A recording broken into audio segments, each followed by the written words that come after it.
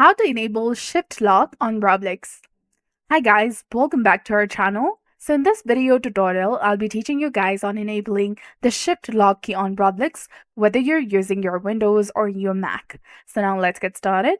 First of all, you need to go ahead and launch your Google Chrome web browser, or you can directly go ahead and open your Roblox app.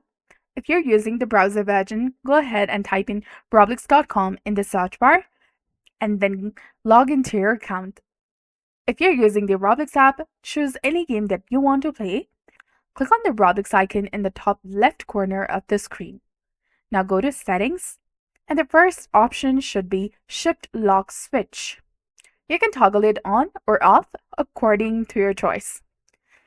If you want to enable Shift Lock, simply turn it on and press the Escape key to return to the game and start playing. And Shift Lock is now enabled. It's that simple. And in the case if you want to just simply turn it off, go ahead and toggle the switch. That's all there is to it. Go to your settings to turn it on or off. So this was all about it. If you found this guide helpful, please like, share, and subscribe.